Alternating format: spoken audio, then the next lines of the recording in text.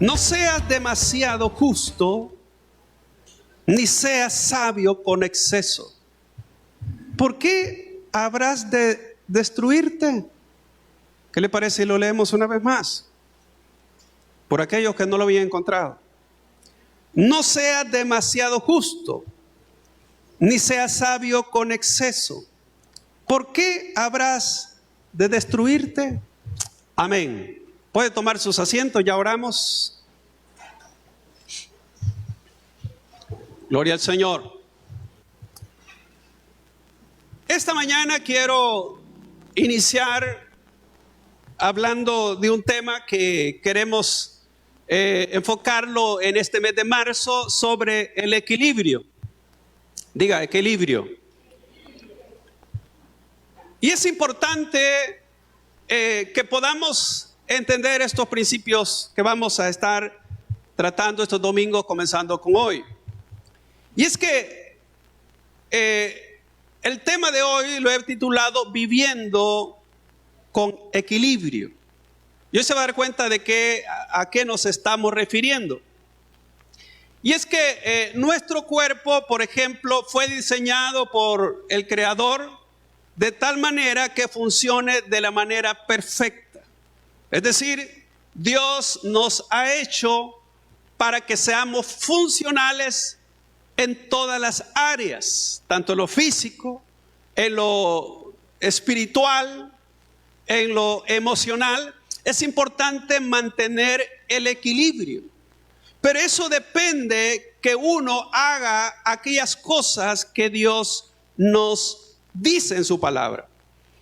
Entonces, imagínese usted cuando he escuchado que cuando alguien tiene problemas con los oídos, se pierde el equilibrio. No sé cuál es la función que tienen los oídos para incluso mantener el equilibrio de una persona. Entonces, el desequilibrio trae caos. Yo no sé si alguna vez usted se ha caído. Cuando usted se ha caído es porque ha perdido el equilibrio, ya sea porque dio un mal paso. A mí me ha pasado alguna vez que en lo oscuro he pensado que ya no hay una grada y hay otra grada y entonces me voy de un solo. Eso es feo, perder el equilibrio. Por 10 años yo trabajé manejando motocicleta y en ciertas ocasiones perdí el equilibrio con la motocicleta porque hay cosas que uno las aprende aprendiendo. Y me recuerdo en cierta ocasión que estaba lloviendo y en la calle, por supuesto, yo tenía cuidado por el hecho de que estaba pues lloviendo y manejar con precaución. Y un día entro, como nunca me había pasado, entro al parqueo. Yo trabajé allá en el Boulevard Los Héroes. Por cierto, en el condominio de Los Héroes, yo trabajaba en la oficina del 13º piso. Ese edificio tenía 14 pisos. Y el sótano de ese lugar era bien liso. Entonces yo entro, la primera experiencia que tuve, porque era novato manejando moto, entonces en la calle manejé con cuidado, pero para entrar al sótano entré con todo, como decimos. El detalle es que yo dije, aquí está seco, pero las llantas iban mojadas. Entonces yo no me percaté, ¿verdad? Que el problema no solo estaba que ahí estuviese seco, sino que las llantas venían mojadas totalmente. Y entré como que si todo estaba normal y cuando quise frenar, ya no pude. Es decir, todo se me barrió y me fui con porrazo. Entonces, imagínese usted, como digo, cuando uno pierde el equilibrio, pues, como digo, hay caos. Y así tuve otras experiencias, precisamente con la moto. Hasta una vez que me fui a estrellar con una persona.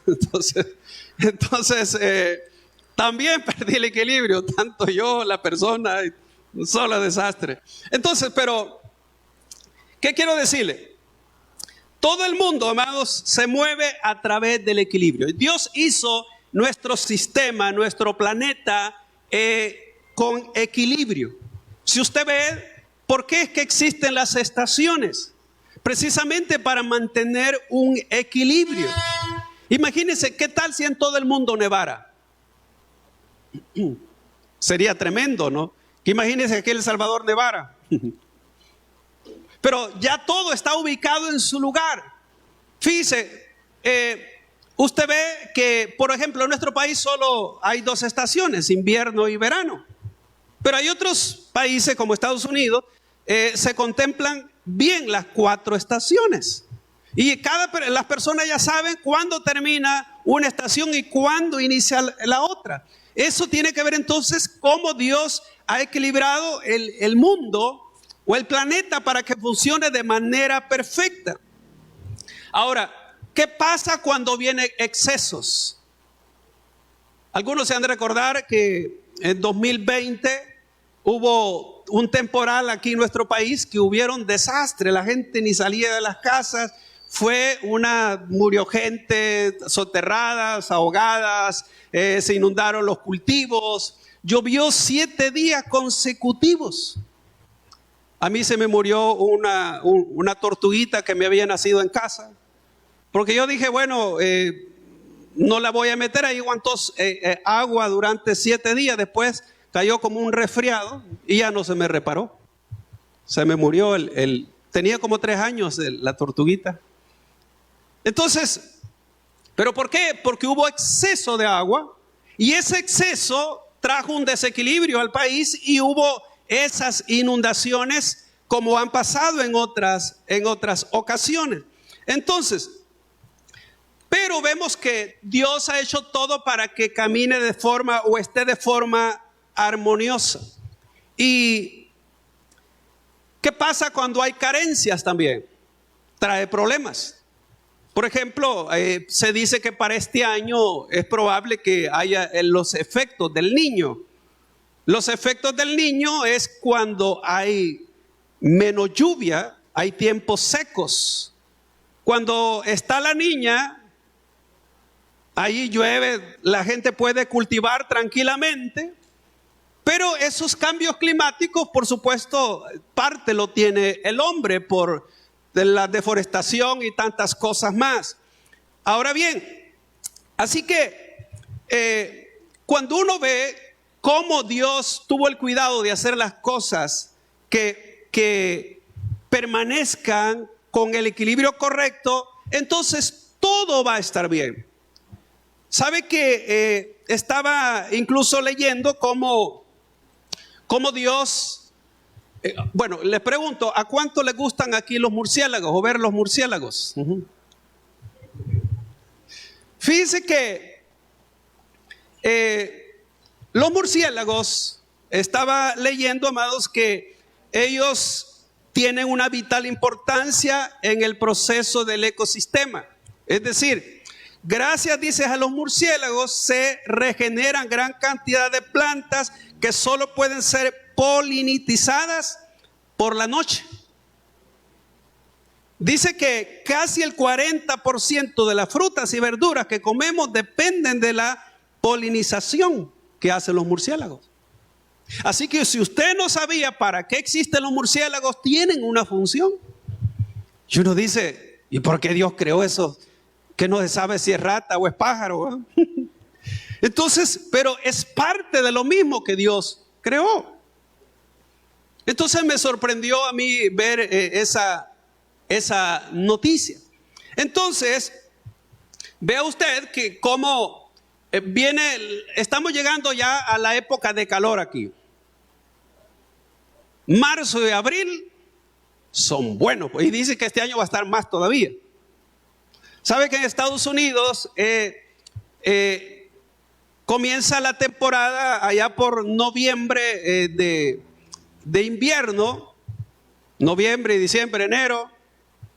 Y en Nueva York pasaron unas nevadas horribles, pero en Nueva Jersey, esperando que hubiesen, como otros años, gran cantidad de nieve, casi no hubo. Entonces, ¿por qué? Porque hay cierto desequilibrio. Ahora, pero aquí, como digo, ya vamos a comenzar esa temporada, así que no se vaya usted, pues hay que aprovechar cada temporada. Viene, como digo, la época del calor, y esto indica pues que ya viene Semana Santa, ¿no? Para ir a bañarse. Ahora bien, al hablar de equilibrio, ¿qué es equilibrio? Según el diccionario de la Real Academia, dice que situación de un cuerpo que, a pesar de tener poca base de sustentación, se mantiene sin caerse. Eso es equilibrio. También peso que es igual a otro y lo contrarresta. Se llama también equilibrio. Contrapeso, contrarresto o armonía entre cosas diversas. Eso se conoce como equilibrio. Ahora, ¿por qué leímos el texto de Eclesiastés 7:16? Porque ese texto en apariencia habla de equilibrio, pero quiero demostrarle que no se refiere a equilibrio. Es probable que alguna vez usted se haya preguntado, ¿qué significa este texto? Entonces vayamos al texto que leímos, Eclesiastés 7:16, y mire lo que dice. No sea demasiado justo, oiga, ni sea sabio con exceso. Y mire la pregunta, ¿por qué habrás de destruirte? ¿Será que habrán personas demasiado justas? ¿O será que habrán personas demasiado sabias? ¿Qué dice usted? ¿Por qué dice no sea demasiado justo ni demasiado sabio? ¿No ha leído la escritura que dice que no hay justo ni siquiera uno? Entonces, ¿por qué dice que no seamos demasiado justos? ¿Habrán personas demasiado sabios? Bueno, hay 3 versiones más que le quiero leer ese texto. Dios habla hoy, dice así: no hay que pasarse de bueno ni tampoco pasarse de listo. ¿Para qué arruinarse uno mismo? Y oiga lo que dice la Nueva Traducción Viviente. Así que no seas demasiado bueno ni demasiado sabio. ¿Para qué destruirte a ti mismo? Y la traducción del lenguaje actual dice: yo creo que no hay que exagerar, ni tan bueno ni tan sabio que acabes en la ruina. Entonces, ¿de qué trata? ¿De qué habla ese texto? Ese texto habla de aquellas personas que se creen demasiado buenas, o son demasiado inteligentes, o demasiado listos, o que conocen demasiado. A eso habla de la autojusticia, que hay personas que creen que por ser tan buenos tienen ganado el cielo. Y hay personas que pueden deber de menos a los demás porque saben que conocen mucho. Entonces, por eso, oiga, y esto lo dijo el hombre más sabio, Salomón. Así que hay que ser como el apóstol Pablo dijo: que ninguno tenga más alto concepto de sí del que debe de tener, sino piense de sí con cordura, conforme a la medida de fe que Dios repartió a cada uno. Romanos 2:3. Entonces, 12:3. Entonces, es importante saber que uno no tiene que creérselas que la sabe todo y a nadie le puede enseñar, ni tampoco pensar, ¿verdad?, que es demasiado sabio. Entonces, así que este texto no habla de equilibrio, porque en apariencia habla de tener equilibrio. Como dicen algunos, no seas tan bueno ni tan malvado. Peca en un grado moderado. Eso no es lo que dice el texto. No. El verbo hebreo para sabio podría traducirse por ponerse a sí mismo como sabio, y ser demasiado justo podría significar justo ante nuestros propios ojos. Así que no es las flores que usted se tire, es lo que la gente dice de usted. Por eso dijo Salomón que no se alabe tu propia boca, sino la boca del extraño, esa te alabe. Así que deje de tirarse flores o de hablar bien de usted mismo. Que la demás gente diga, esa persona es correcta, esa persona es bien cabal, esa persona es así. ¿Ve? Ahora bien, si quieres saber, como el tema se llama Viviendo con Equilibrio, el sermón de hoy, si quieres saber que alguien vivió una vida muy equilibrada, fue nuestro Señor Jesucristo. Y eso la Biblia lo dice. Quiero que busquen San Lucas capítulo 2 versículo 40. Lucas 2:40, mire lo que dice este versículo. ¿Tiene Lucas 2:40? Y el niño crecía y se fortalecía. Fíjese bien, dos cosas. Crecía y se fortalecía. Se llenaba de sabiduría y la gracia de Dios era sobre él. Habla cuatro cosas de Jesús. Cuatro cosas. Pero mire el versículo 52 en la cual quiero basar mi mensaje. Mire lo que dice. Y Jesús crecía en sabiduría y en estatura y en gracia para con Dios y los hombres. Ahora, entonces, aquí vemos que Jesús tuvo una vida muy equilibrada desde que él fue un infante hasta la edad adulta.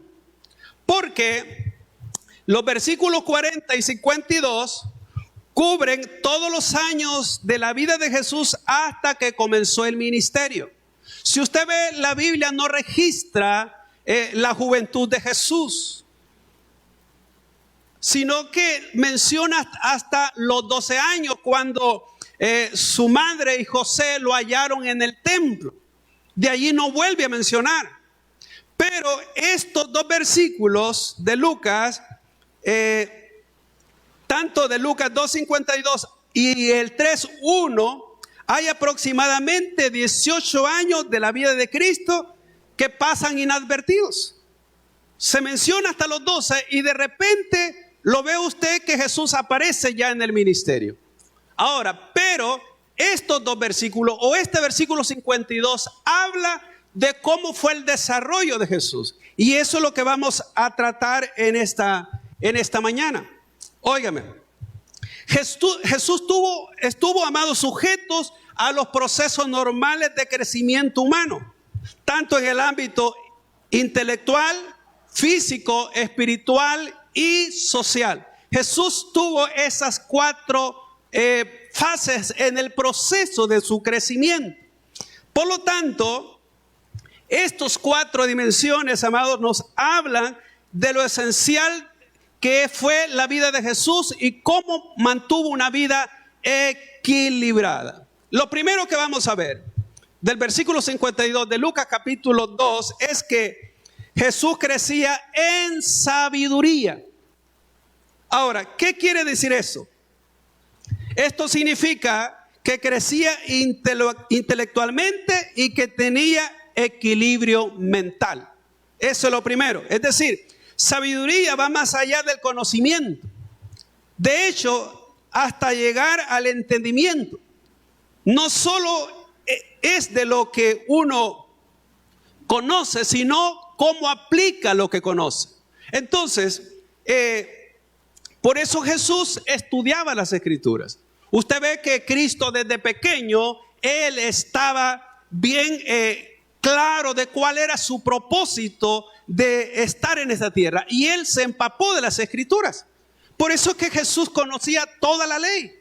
A Jesús nadie lo podía instruir en el sentido de decirle, mira, estás equivocado, porque Jesús tenía, óigame, toda la revelación de Dios, porque Jesús siempre fue Dios, solo que tomó una forma humana. Jesucristo no dejó a un lado, es decir, sus atributos, pero sí, estando como humano, se sometió a la voluntad del Padre terrenalmente. Jesús fue 100% Dios y 100% hombre.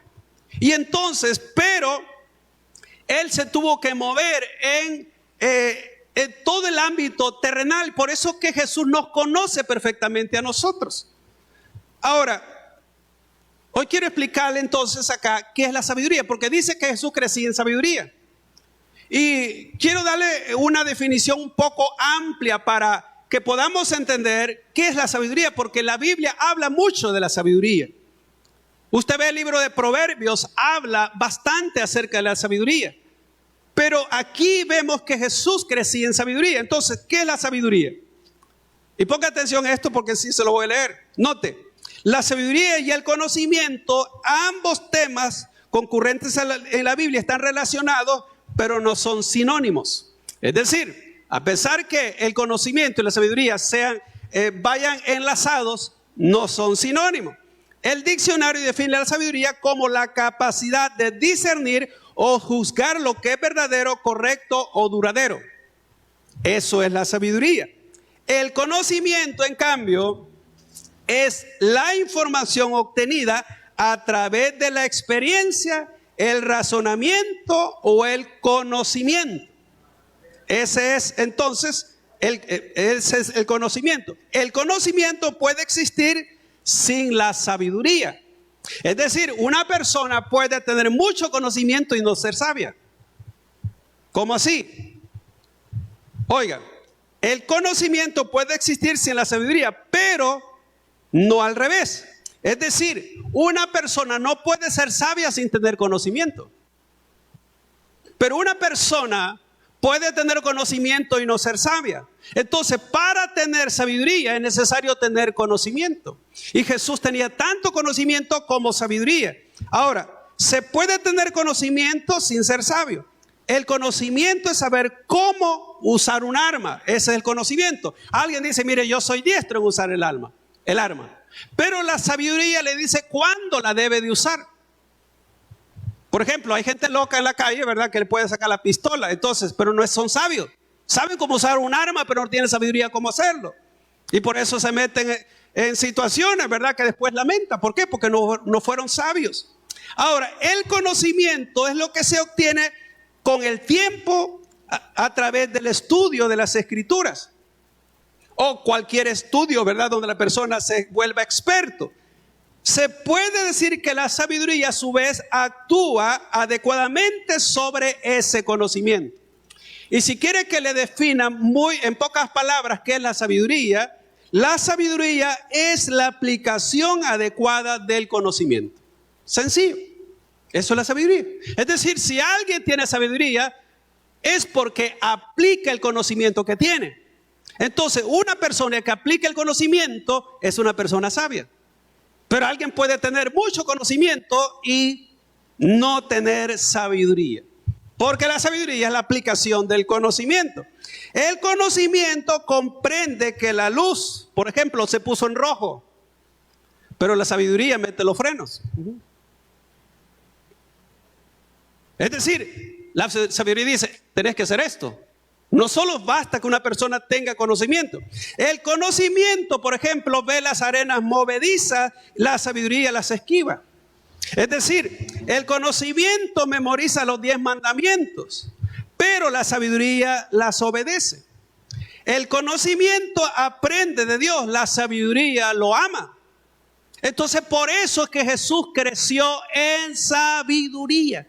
Y todos, si queremos tener una vida equilibrada, necesitamos sabiduría. Si tenemos conocimiento de la palabra, hay que aplicar ese conocimiento para vivir con sabiduría. Porque si no, entonces no somos sabios.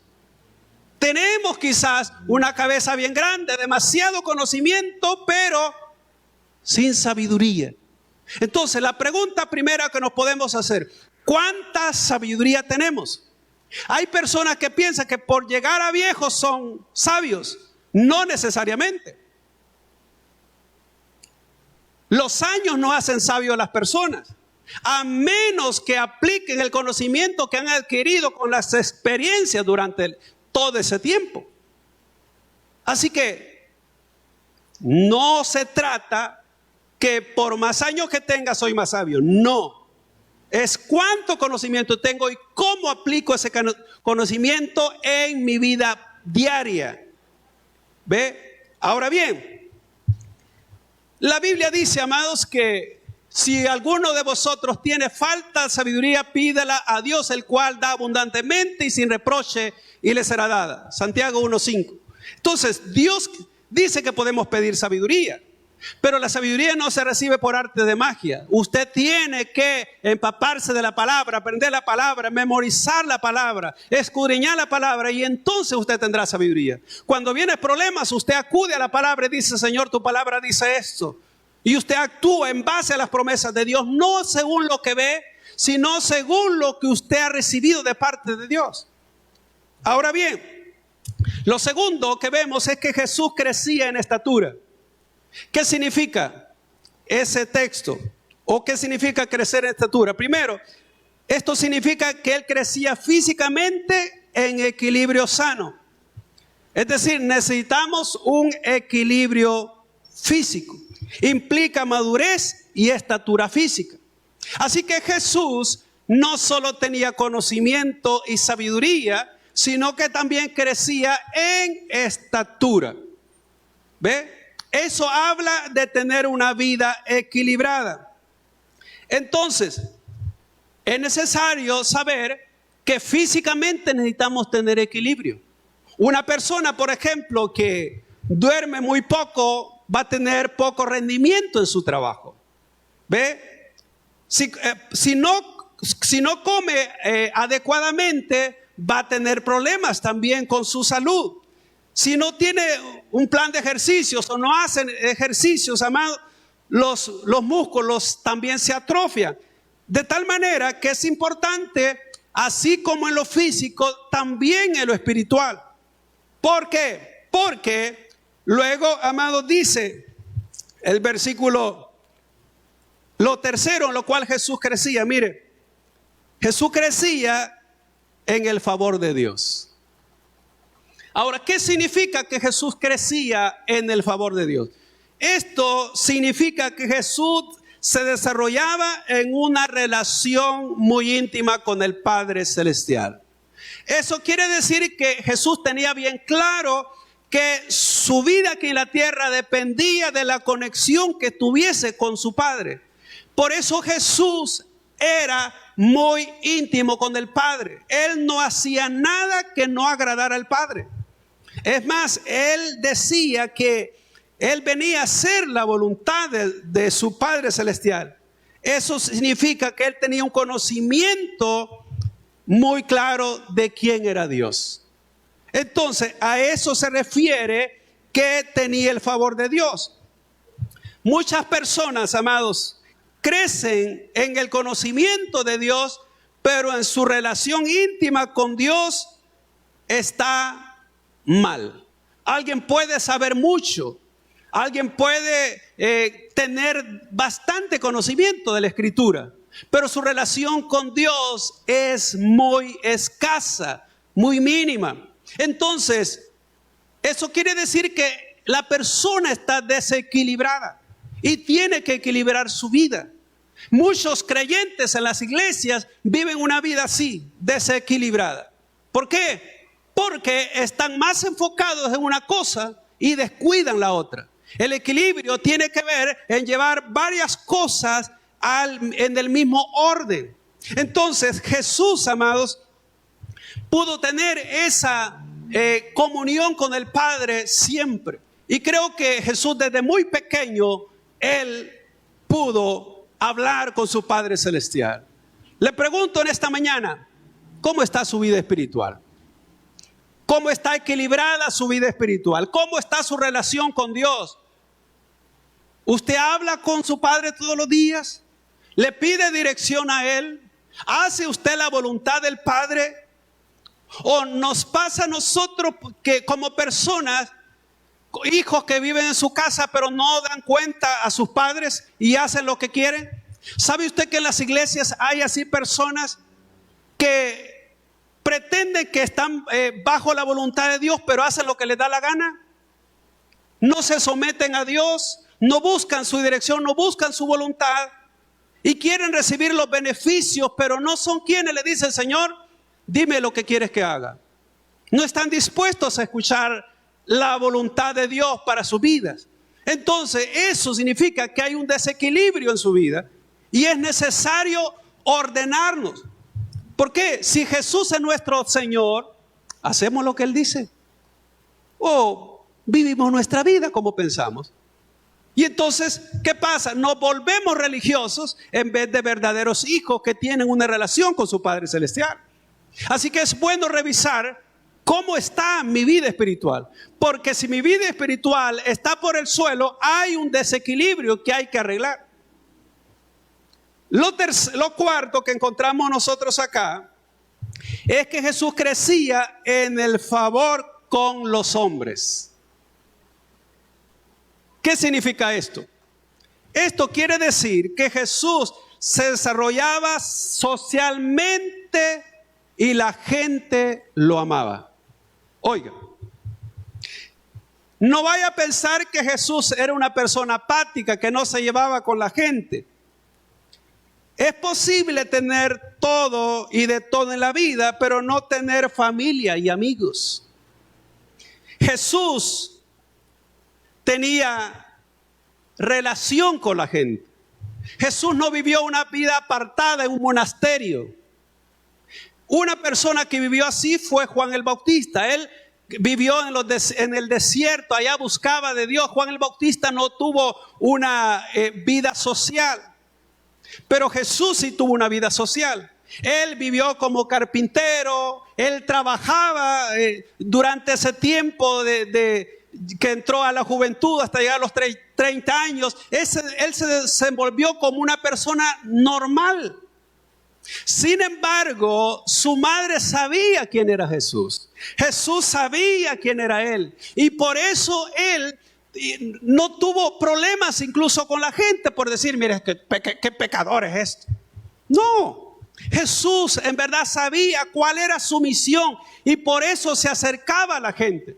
Usted ve que él comía con los publicanos y los pecadores, a quienes los fariseos los hacían a un lado.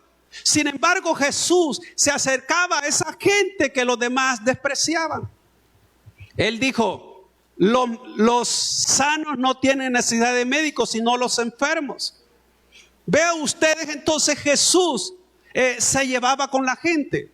Le pregunto, ¿cuánto tiempo tiene usted de venir a la iglesia o de ser creyente? ¿Con quiénes se lleva de la iglesia? ¿Con quiénes se relaciona? ¿Quiénes son sus amistades? ¿Es de las personas usted apáticas que no se lleva con nadie? De los que dicen, no, es que a mí no me gusta andar en chambre, o es que a mí no me gusta no sé qué, o es que... ¿Con cuánta gente usted se lleva? ¿Quiénes son sus amigos? Ahora, sé que algunos podrán decir, bueno, es que sí, yo tengo mis amistades. Pero óigame, hay personas que pueden tener amistades en la iglesia, pero es importante saber qué tipo de amistades tienen.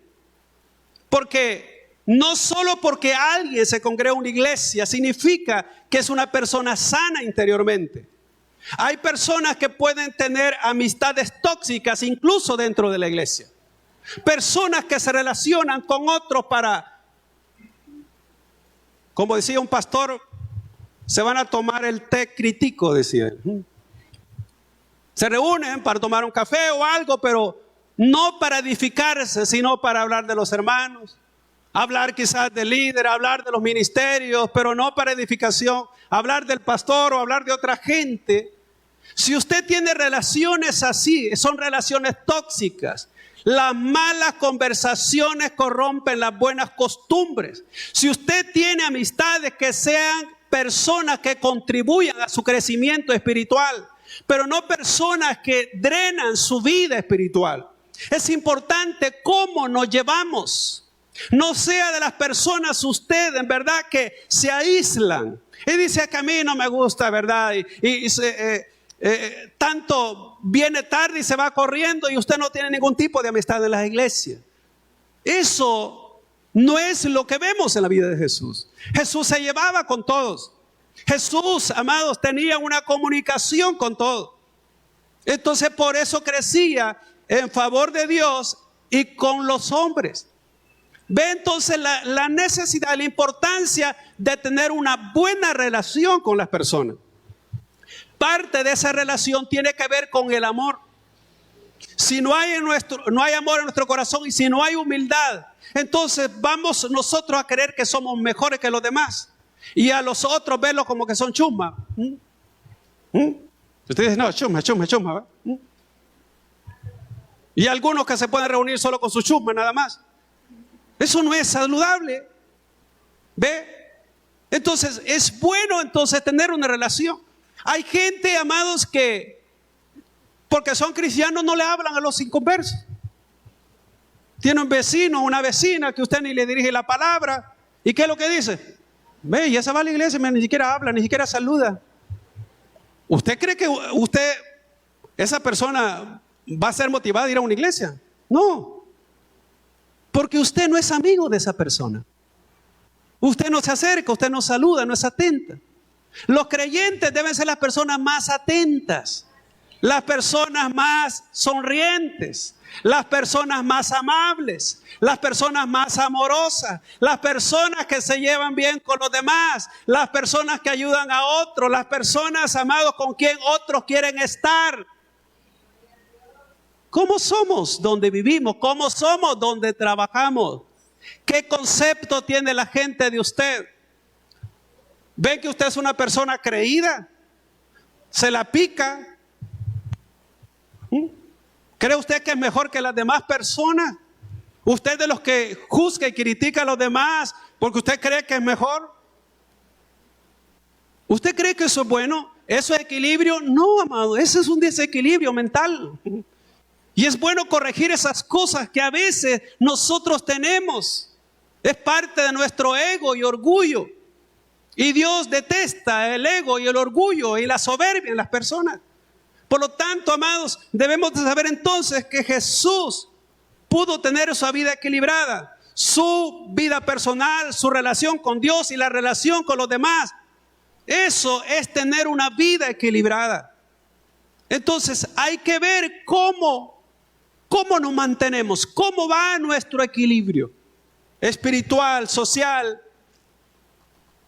Es importante eso. Ahora,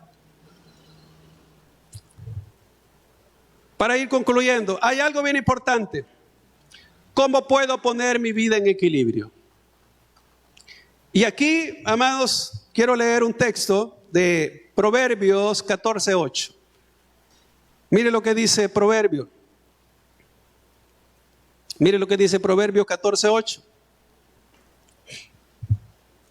La ciencia del prudente está en entender su camino, mas la discreción de los necios es engaño. Oiga, dice que hay que entender nuestro camino. Y se lo voy a leer en la Nueva Versión Internacional. Mire lo que dice este texto.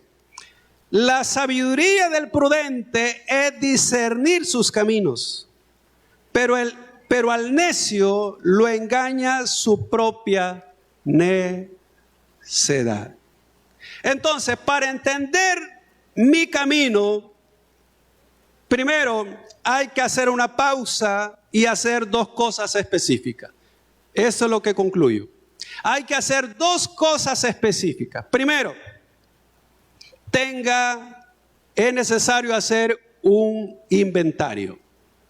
¿De qué se trata? Fíjese bien, examine su vida y pregúntese, ¿dónde me falta balance? ¿Dónde me falta balance? Segundo, ¿dónde estoy en mal estado?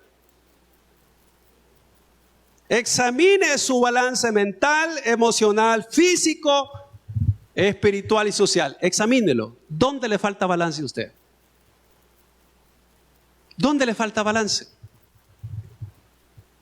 ¿Sabe que los carros a veces tienen problemas que tiran para un lado y hay que llevarlos a que lo alineen?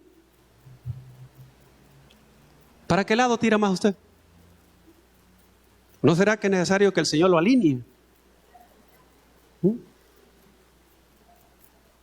Ahorita mi carro anda tirando para un lado.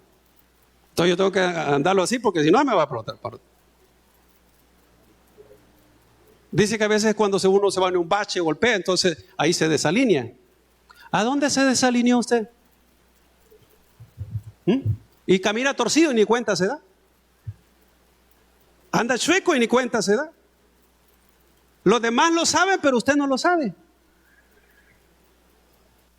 Hay que ver. Porque a veces creemos que andamos bien. Pero no. Cuando lo lleven al alineado dicen, no, hombre, que anda todo mal. Por eso anda desgastando más de un lado que el otro, dice la llanta. ¿A dónde anda gastando más usted? ¿No ha visto algunos carros que alguna llanta se le mueve así? Y uno dice, qué feo se le ve la llanta, le hace así. ¿Cómo camina usted? ¿Cómo lo ven las demás personas a usted? Entonces, dije, primero necesita hacer un inventario. Sócrates decía, una vida que no es examinada no vale la pena vivirla. Una vida que no es examinada no vale la pena vivirla. Por ello, un inventario de mi vida es importante para ver el estado en el cual me encuentro. ¿En qué estado se encuentra usted? Bueno, los hermanos allá en Nueva Jersey, pero hay otros no sé en qué estado. Así que es importante que vean qué estado se encuentra. Y eso usted lo puede saber. Lo segundo y lo último, tengo que tener un plan de acción. Es decir, si yo veo que estoy desequilibrado, debo de hacer un plan de acción. ¿Qué significa esto? Saber lo que tengo que hacer y no hacerlo es pecado. Así lo dice Santiago 4:17, que al que sabe hacer lo bueno y no lo hace, le es pecado. Por ello, prepare un plan específico, incluyendo cambios que tienen que suceder en su vida, cómo lo va a hacer, los pasos que va a tomar y cuándo lo va a hacer. Eso es necesario. Es decir, es como usted dice, mire, el carro tengo que llevarlo al taller porque, mire, es un desastre.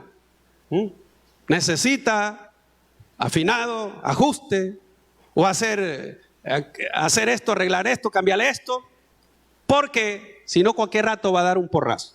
Entonces, hay personas que se acostumbran a vivir una vida desordenada. ¿Por qué? Porque no han hecho un inventario y luego se acomodan y viven así. Y espiritualmente están por el suelo.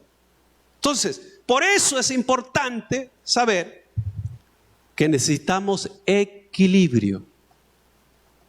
Termino entonces. ¿Está su vida equilibrada? ¿Piensa en seguir así? Y por último, ¿qué está dispuesto a hacer? ¿Qué está dispuesto a hacer?